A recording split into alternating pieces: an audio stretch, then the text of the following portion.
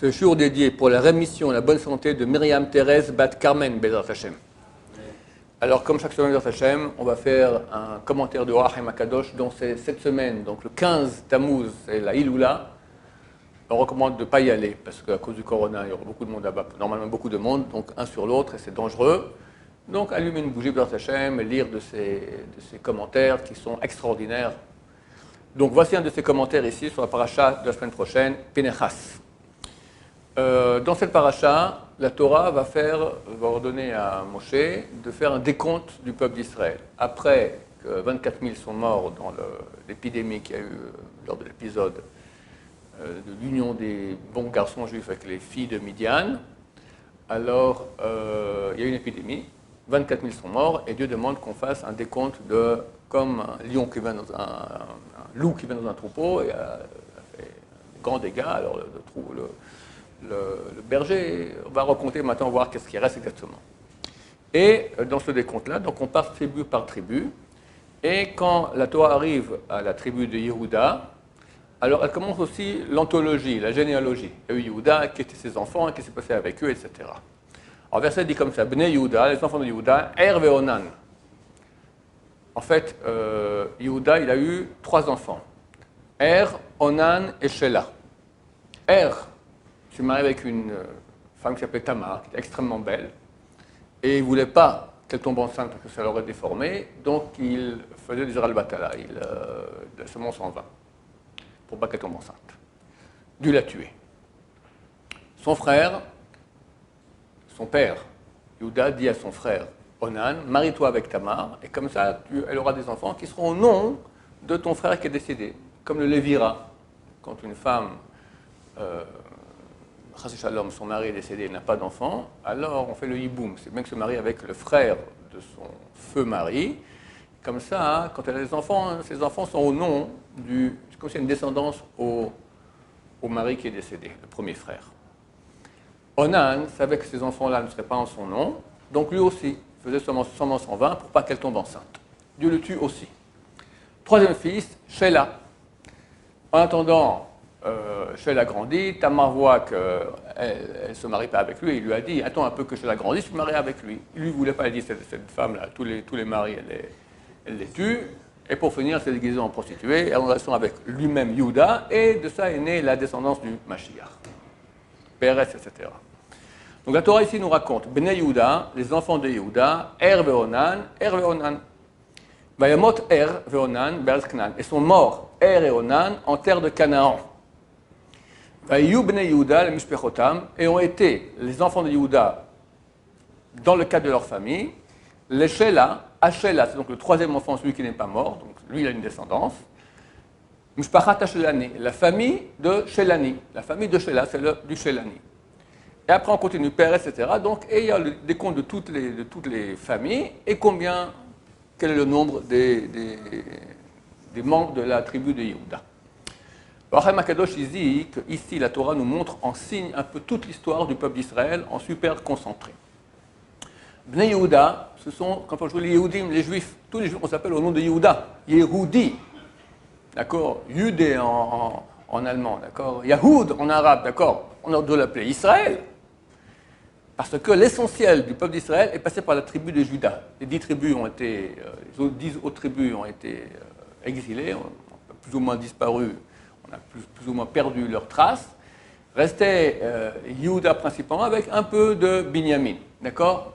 Mais l'essentiel c'était Yehuda. Donc on appelle tous les juifs au nom de Yehuda. Donc lui dit Bnei Yehuda, les descendants de Yehuda, c'est donc en fait l'histoire du peuple d'Israël. Er ve Onan, il dit ce sont les 2 Beth Mikdash, les 2 temples qu'on a eus. Le premier s'appelait Er, d'après le verset qui est écrit dans Shir HaShirim, Libi ani yeshena ve libi Er. Ani yeshena, je dors, mais mon corps est réveillé. Er signifie réveillé. Pour dire que ce temple était réveillé. Il y avait là-bas une splendeur extraordinaire. Il y avait beaucoup de choses qu'il n'y avait pas dans le deuxième temple. Il y avait la présence divine, il y avait le tabernacle avec les tables de la loi, beaucoup de choses qui étaient de très grande valeur. Le deuxième temple, ce n'était pas le cas. Donc, Er signifie le premier temple. Onan signifie quoi, Onan? Les onot. Ça vient de la racine en hébreu, le onot, c'est rouler quelqu'un. Comme si on était roulé. On t'a construit un temple, mais on t'a roulé. Pourquoi? Présence divine, il n'y a pas. Le feu qui tombe du ciel, il n'y a pas. Le tabernacle, il n'y a pas. les tables de la loi, il n'y a pas. Bah, qu'est-ce qu'il y a? Il y a un temple, d'accord, mais pas grand-chose dedans, hélas, d'accord. Donc c'est manquant, c'est comme si on nous a un peu roulé. Donc Onan, c'est le deuxième temple.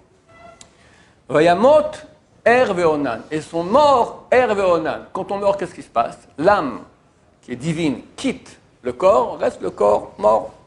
De même, la présence divine a quitté le temple, et il restait que le temple physique, donc il a été détruit, il ne reste plus que des pierres sans présence divine. Les deux temples ont été détruits, ils sont morts. Et il dit aussi pourquoi est-ce qu'on précise Er ve'onan, pour dire les raisons pour lesquelles c'est arrivé. Er, le péché qu'il faisait, c'était Zera al-Batala, semence en vain. C'était ça le péché qui a amené la destruction du premier temple, débauche sexuelle. Deuxième temple, c'était la haine entre les Juifs. Ça, c'est Onan, du genre, comme je dis, Onan, c'est quoi? Ça vient de Onaa, quand tu roules la personne, ils se roulaient les uns les autres. Ou Onan lui-même qui a refusé que sa femme tombe enceinte parce qu'il ne voulait pas qu'elle ait des enfants au nom de son frère. C'est donc la haine entre les frères. Eretz Canaan, en terre de Canaan. Pourquoi on nous dit Eretz Canaan? Dit en terre d'Israël. C'est quoi Eretz Canaan? Nous dit le Orachem Kadosh, vu que la présence divine est partie. Alors le temple est revenu maintenant dans la possession, le lieu du temple dans la possession des forces impures. Jusqu'à aujourd'hui, ils ont là-bas leur mosquée, d'accord? On appelle ça la terre de Canaan. Le Canaan, c'est le nom de la terre d'Israël quand elle est dans l'impureté. Israël quand elle est dans la sainteté, dans l'impureté. Et ont été les fils de Yehuda dans leur famille, les Shela, Hashela, la famille du Shelani. Explique de nouveau en façon allégorique le Orachem Akadosh, Vahiyu, et ont été. Il dit on peut partager ce mot en deux.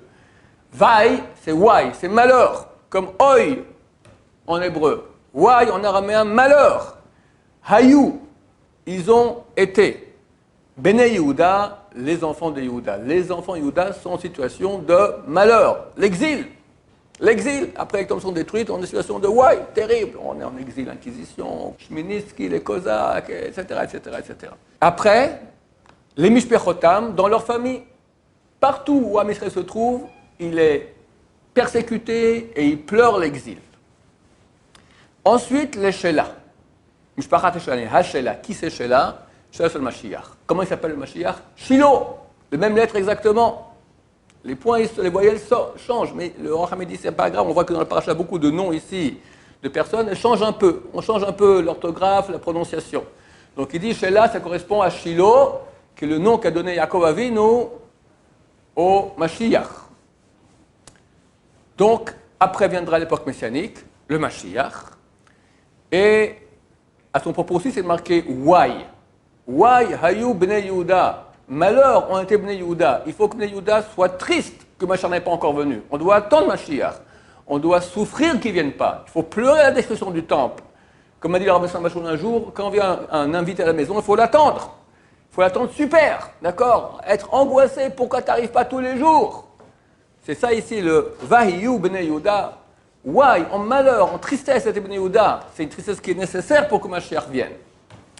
Et après, Mishpachat Shelani, quand vient le Mashiach, il y aura la famille de Shelani.